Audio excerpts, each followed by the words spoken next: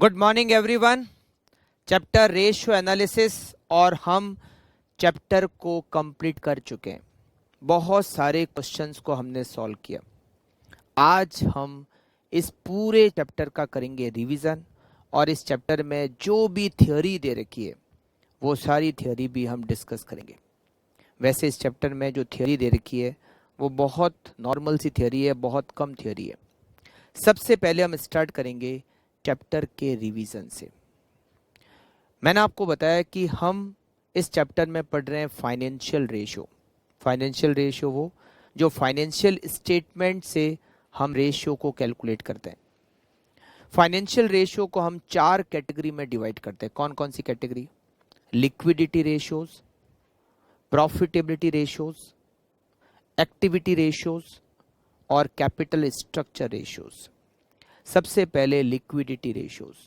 Liquidity ratios company की liquidity को calculate करने के यूज आते हैं। लिक्विडिटी रेशियो ज़्यादा होने का मतलब ज़्यादा लिक्विडिटी, कम होने का मतलब कम liquidity. First ratio current ratio, formula current asset divided by current liabilities. Current asset जो हम बैलेंस शीट के एसेट साइड में करंट एसेट्स के हेडिंग में लिखते हैं, करंट लाइबिलिटी जो करंट लाइबिलिटी की हेडिंग में लिखते हैं। Second ratio quick ratio, formula quick asset divided by current liability. Quick assets equals to current assets minus stock minus prepaid expenses minus short term advance. Generally prepaid expenses और short term advance की detail generally question में नहीं होती, तो current assets minus stock equals to quick asset. तीसरा ratio cash ratio.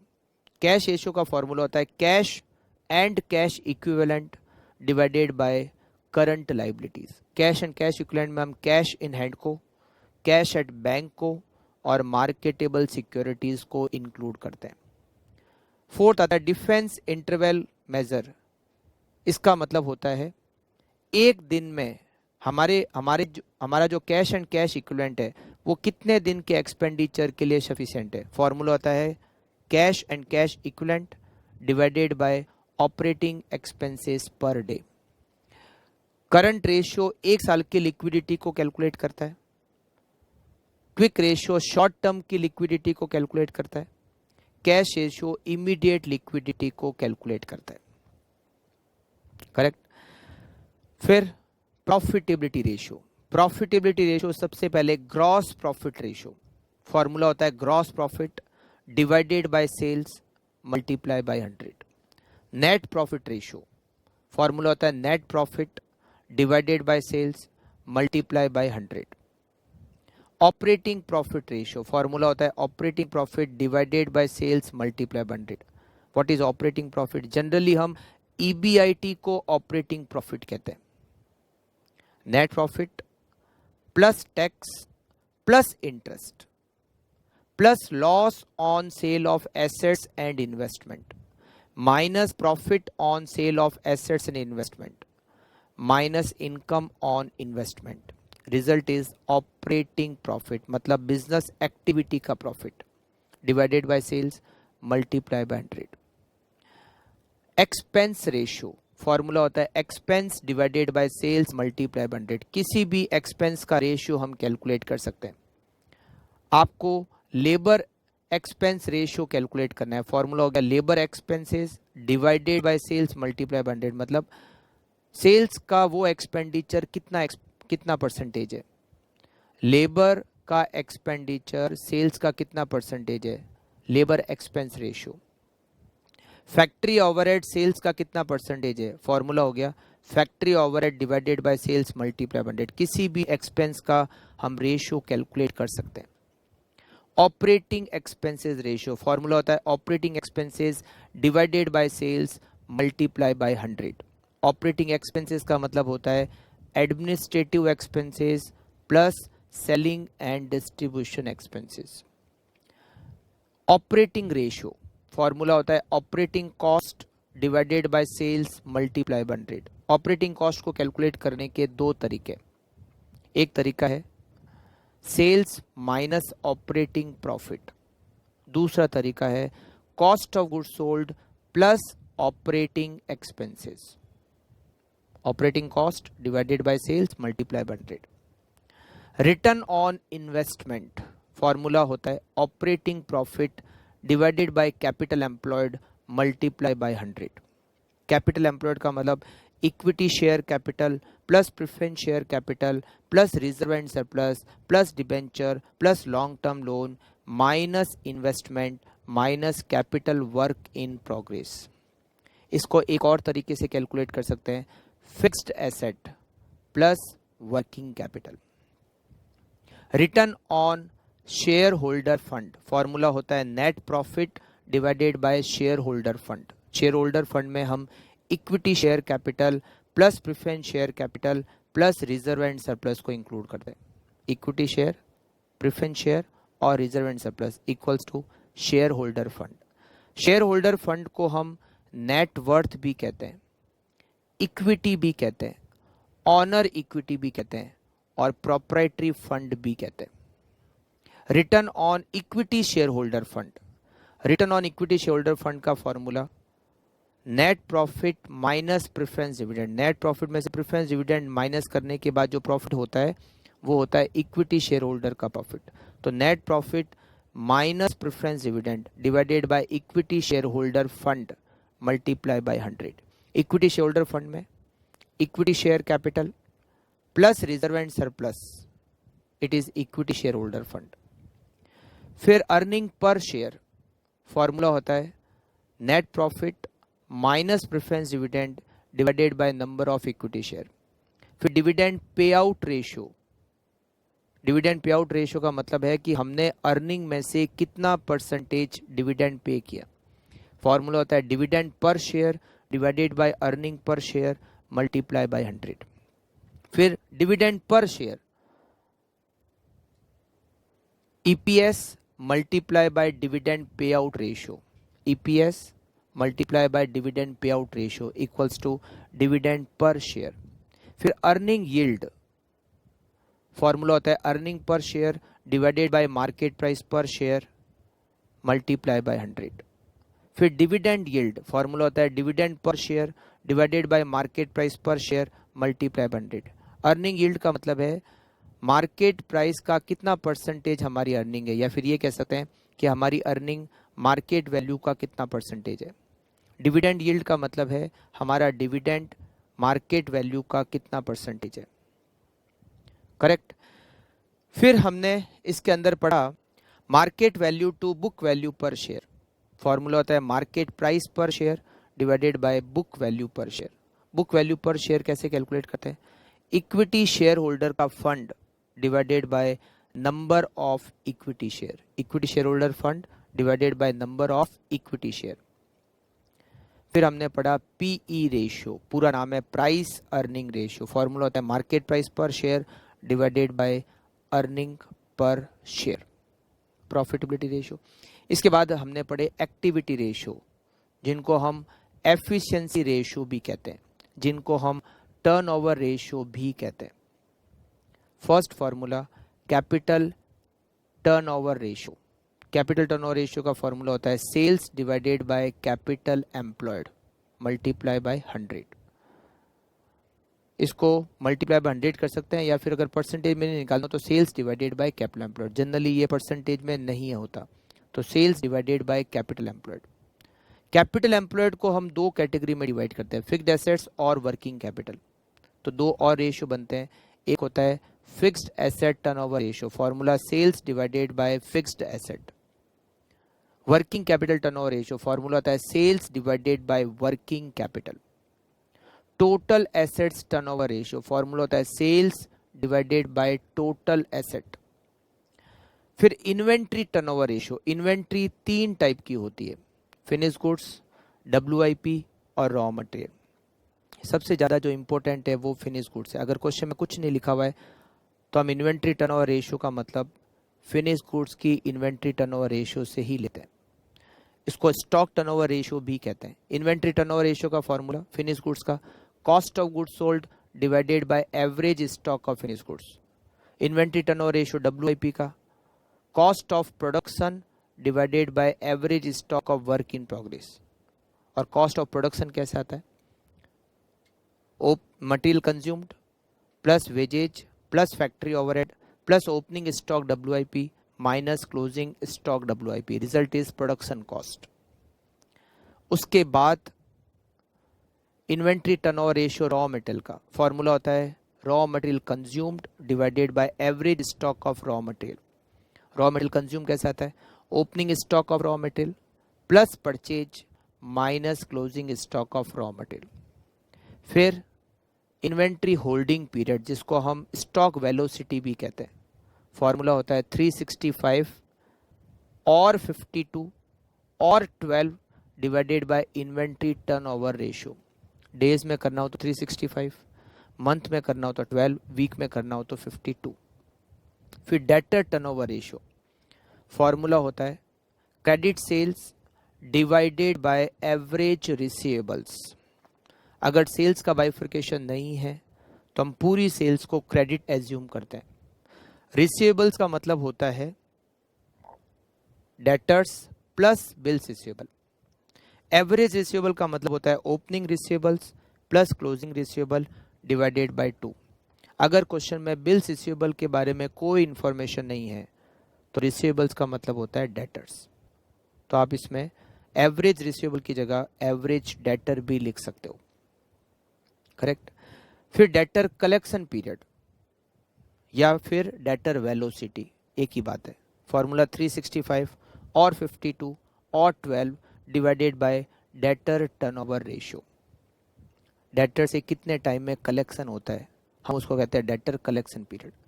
Creditor turnover ratio formula होता है credit purchase divided by average payable. Payable का मतलब creditors plus bills payable, average का मतलब opening payable plus closing payable divided by 2। अगर एक ही payable की डिटेल हो तो हम उसको एवरेज मान लेते हैं, एक ही रिसीवेबल की डिटेल हो तो हम उसको एवरेज मान लेते हैं, एक ही स्टॉक की डिटेल हो तो हम उसको एवरेज मान लेते हैं, ठीक है।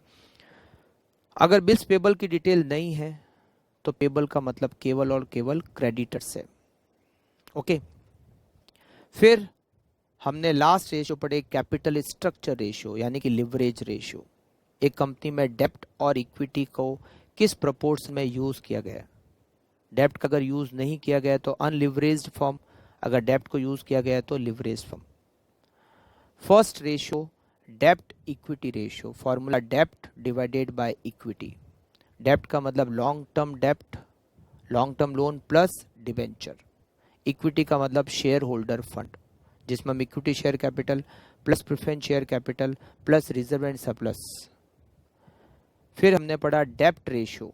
डेब्ट रेशियो का मतलब है कि टोटल कैपिटल में डेब्ट कितना परसेंटेज है, फॉर्मूला डेब्ट divided by capital employed multiply 100। Equity ratio, total capital में इक्विटी कितने परसेंटेज है, formula equity divided by capital employed multiply by 100। Equity का मतलब शेयर होल्डर फंड, डेब्ट का मतलब debenture plus long term loan. फिर हमने पढ़ा capital gearing ratio. Non fix charges fund और फिक्स चार्जेज फंड, इन दोनों के बीच में क्या रिलेशनशिप है। नॉन फिक्स चार्जेज फंड में इक्विटी शेयर होल्डर फंड आता है और फिक्स चार्जेज फंड में डिबेंचर, लॉन्ग टर्म लोन और प्रेफरेंस शेयर कैपिटल को इंक्लूड करते हैं। फॉर्मूला होता है डेब्ट plus preference share capital divided by equity share holder fund, it is capital gearing ratio. उसके बाद में प्रोप्राइटरी रेशियो, फॉर्मूला होता है proprietary fund divided by total assets multiply by 100। Proprietary fund का मतलब होता है share holder fund, total assets में शेयर होल्डर का फंड कितने परसेंटेज है। फिर हमने पढ़े coverage ratio, interest coverage ratio, interest की सेफ्टी को कैलकुलेट करने के लिए इंटरेस्ट का कितना कवरेज है, formula EBIT divided by interest. फिर हमने पढ़ा preference dividend coverage ratio, preference dividend की कितनी सेफ्टी है, प्रेफरेंस डिविडेंड का कितना कवरेज है, फॉर्मूला प्रेफरेंस डिविडेंड किस में से देते हैं, नेट प्रॉफिट में से, formula net profit divided bye preference dividend. और उसके बाद में हमने पढ़ा डेब्ट सर्विस कवरेज रेशियो, जिस लोन का रीपेमेंट इंस्टॉलमेंट में होता है वहाँ इंटरेस्ट और इंस्टॉलमेंट दोनों की सेफ्टी को कैलकुलेट करने के लिए डेब्ट सर्विस कवरेज रेशियो को कैलकुलेट करते हैं। फॉर्मूला होता है EBIT plus depreciation divided by interest plus instalment of loan. Okay, तो ये सारे रेशियो हमने इसमें डिस्कस किए। कुछ रेशियो का यूज़ नहीं भी हुआ, बट हो सकता है एग्जाम में आ जाए, तो आपको सारे रेशियो याद करने पड़ेंगे जो भी मैंने आपको बताया। अब हम डिस्कस करते हैं रेशियो एनालिसिस में जो थियोरी दे रखी है।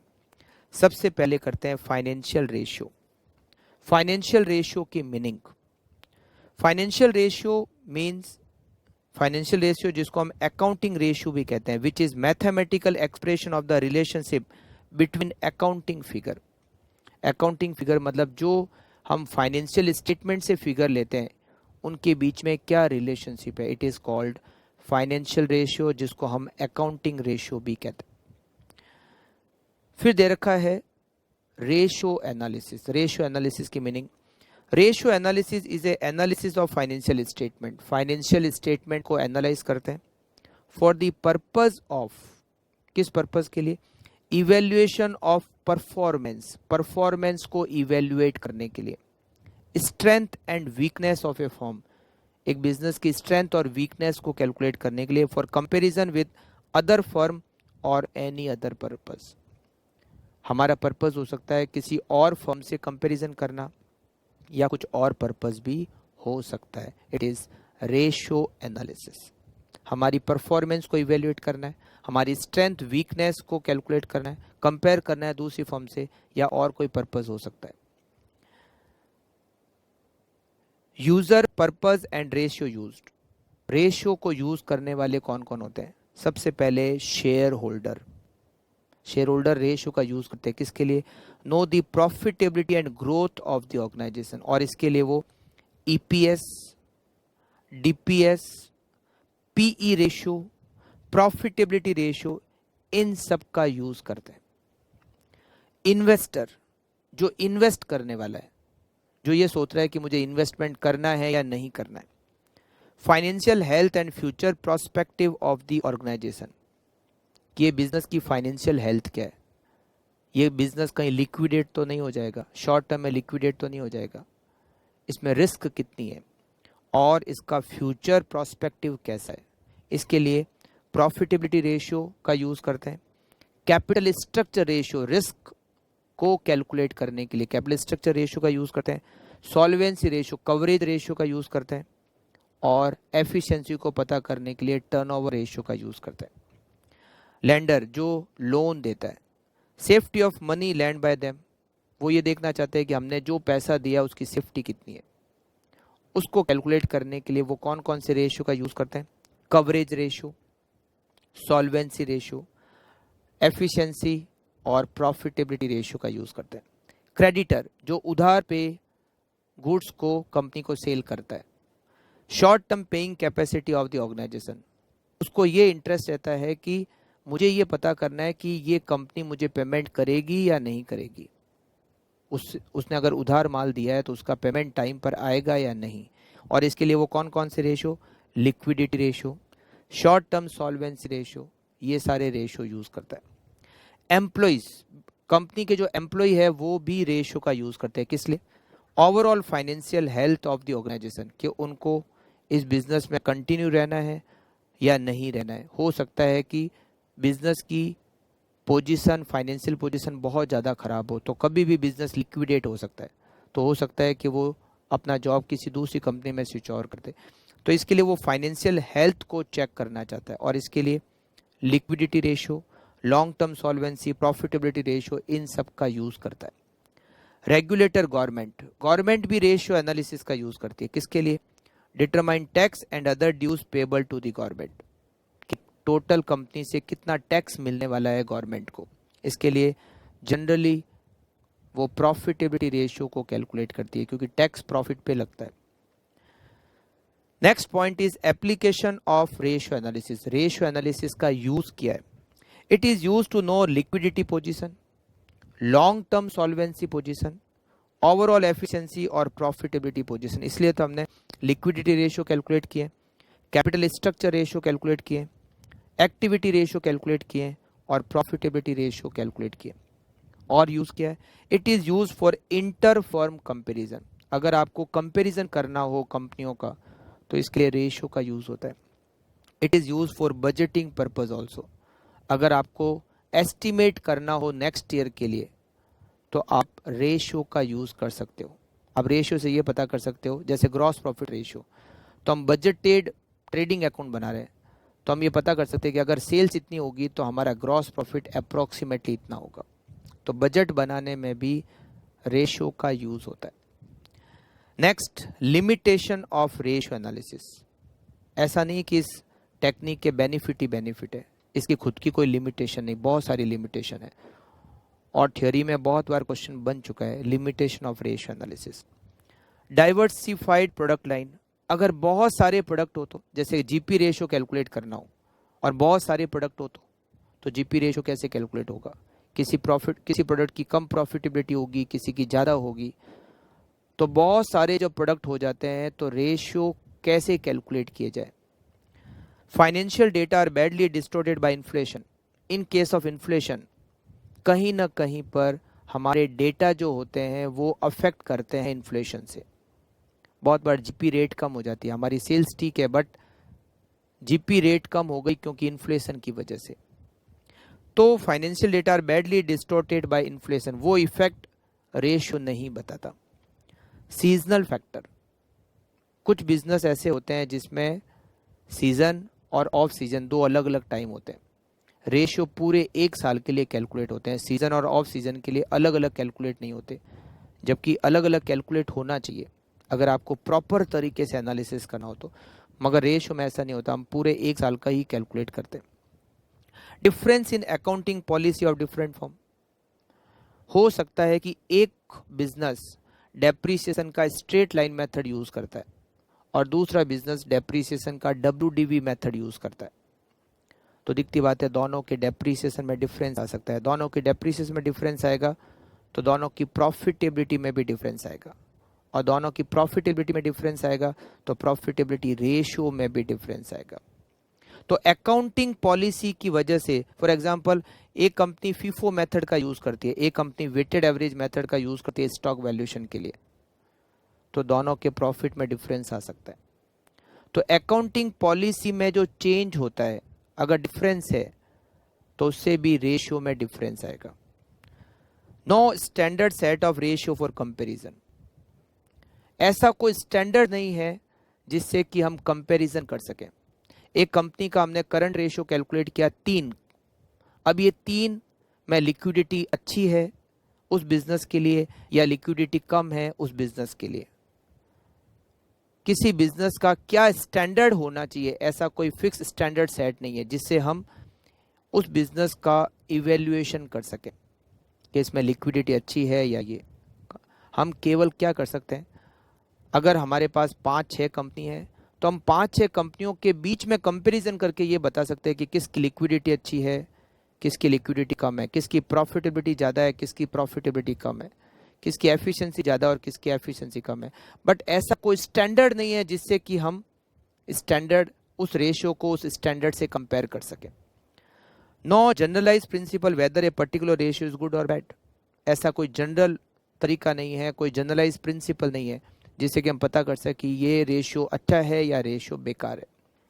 Financial ratio are interrelated not independent. सब रेशियो आपस में एक दूसरे से जुड़े हुए हैं. एफिशिएंसी रेशियो प्रॉफिटेबिलिटी रेशियो से जुड़े हुए हैं, प्रॉफिटेबिलिटी कैपिटल स्ट्रक्चर रेशियो से जुड़े हुए हैं. ये सारे इंडिपेंडेंट नहीं है, सब एक दूसरे से रिलेट किए हुए.